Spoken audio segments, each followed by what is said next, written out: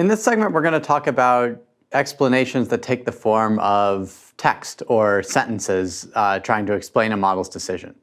So the basic question is, can we generate a natural language explanation of a model's behavior?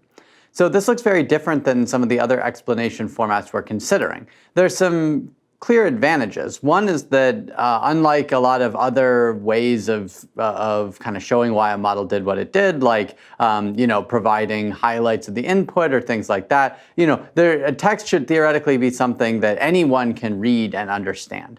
And another useful property there is that on the flip side, someone might be able to explain to a model why a certain decision should be true, and so we can annotate text, and then we should be able to, let's say, compare a model's explanation with a ground truth human explanation, or use human explanations to improve model training.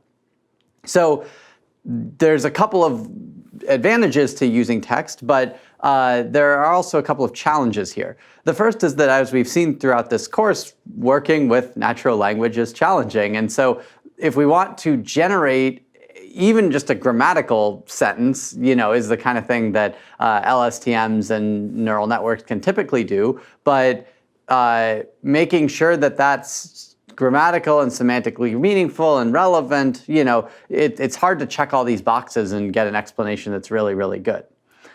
And another question that we're going to dig into a little bit is text truly a way to explain what's going on in a model?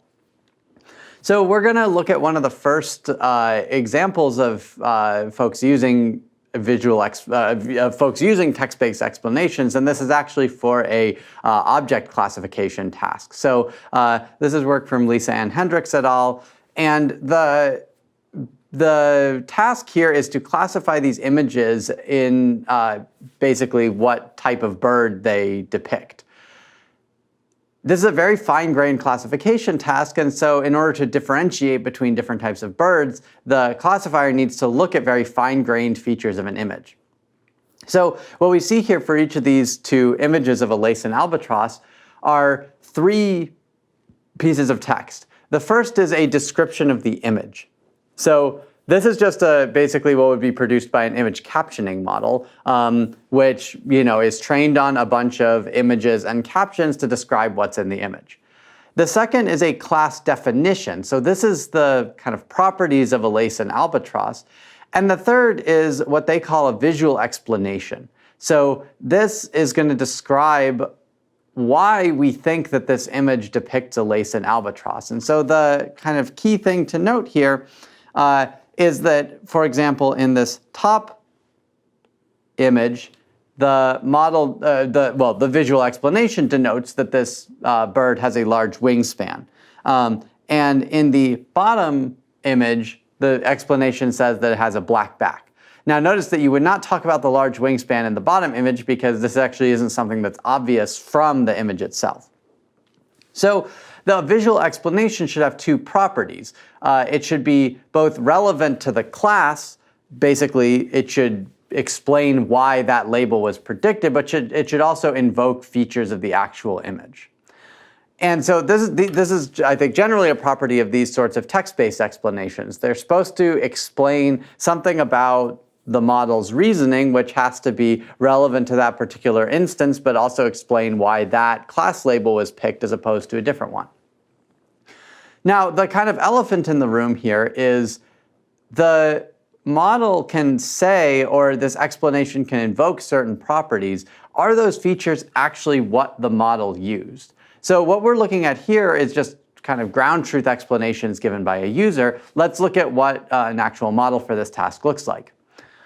So this is the model that they used in their work, and it's got two main components.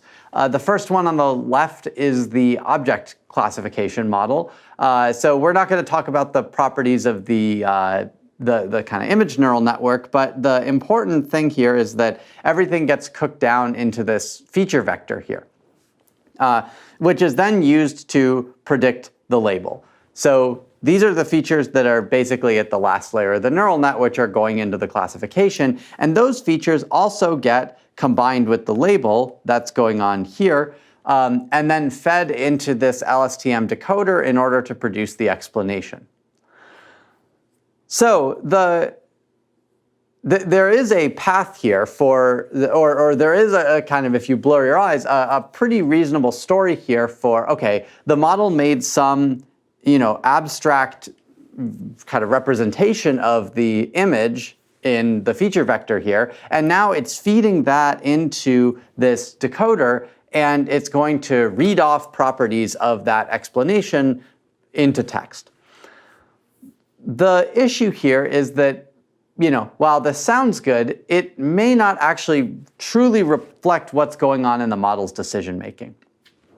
And the reason is the following. Suppose we're going to take a look at this feature vector. Suppose this feature vector is some very long vector, and it has two parts. The first part is, let's call it image features. And the second part is something about the label. Now, basically, this first stage neural net has done two things. It's remembered a whole bunch of stuff about the image, and it's also computed a label. And these could come from completely different things. For example, we might know that this is a cardinal because there's a green background in the image, because somehow all the cardinal pictures we have in our data set have a green background. But the model's been trained to produce these explanations as well, so it's going to also remember these features like, it's a red bird, it's got a small beak, etc. And those get stored in the image features here and then can get read out in this decoder. So the kind of key property of these explanations is that they're likely to produce plausible things that look reasonable to humans. The model is essentially trying to reproduce a human explanation here, and a lot of times it will do a very good job of it. I mean, at the very least, it will probably describe true properties of the image most of the time. However, those explanations don't necessarily reflect why the model made its decision. Again, you can imagine a very successful model that classifies the bird based on the background, but also manages to pick up all the other properties and feed them into this decoder. Okay, so let's turn our attention to text. So a lot of the work in the text domain using textual explanations looks kind of relatively similar. So this is returning to the natural language inference task. And we have some explanations here of why these particular labels were chosen. So for example, at the top here, an adult dressed in black holds a stick, and an adult is walking away empty-handed. And the explanation here is holds a stick implies using hands, so it is not empty-handed. So this is great. It highlights, the key issue here, which makes this a contradiction.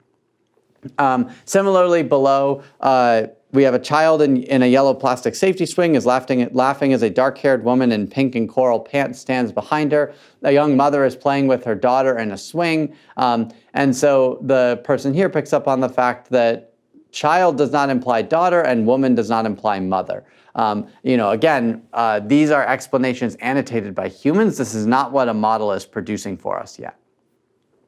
So these definitely reflect something about the underlying reasoning, and it would be great if we could get a model to follow this sort of reasoning in making its decision.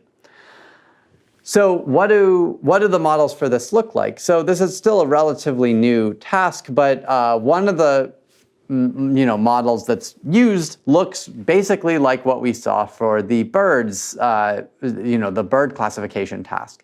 So we compute this feature vector f, and we compute a class label from that, and then we also compute an explanation conditioned on the label and f.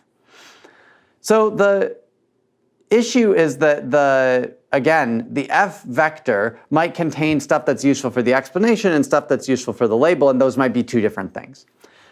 So the explanation might be generated based on the label and on stuff from f. I mean, it has to look at f to know what the premise and hypothesis are, but it might basically be just kind of remembering raw features of the input and then using the label, and again, not reflect the reasoning going on in the model.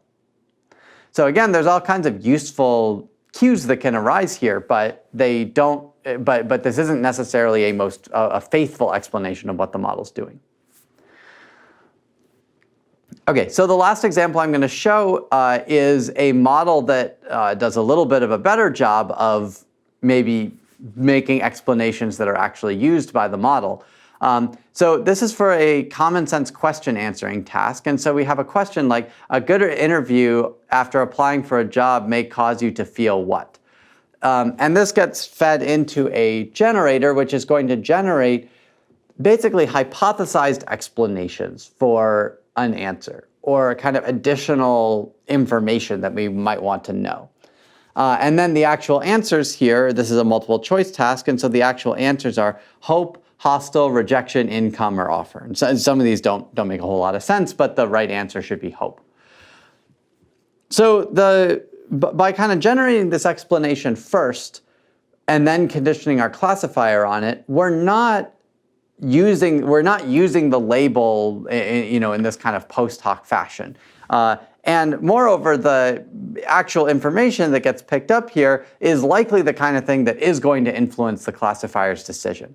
So we've kind of flipped things around a little bit here, and so the model is likely to be a little bit more faithful, although you'll note that it could still just completely ignore these hypotheses, these hypothesized words, and predict something based purely on the question and the answer candidates. The big downside of this work, due to Latzinik and Berendt, is that the hypothesis isn't constrained to be natural language. So it ends up looking like a bunch of keywords and not really what we would consider an explanation. And so this highlights one of the challenges in this work, which in this general line of text-based explanations, which is if you want the model to generate nice natural language explanations, you probably need to train on them. But then once you train on them, the model is going to learn to produce those, possibly independent of whatever classification procedure it's actually using. So this gives you a little tour of some of the ideas that folks are exploring in the world of textual explanations. It's a very active research area. Obviously, with the rise of pre-trained models, having models that can talk about kind of what talk about their reasoning, explain their decision making, things like that is very appealing. But it's a little bit harder to kind of put together than some of the other techniques we're looking at. That's the end of this segment.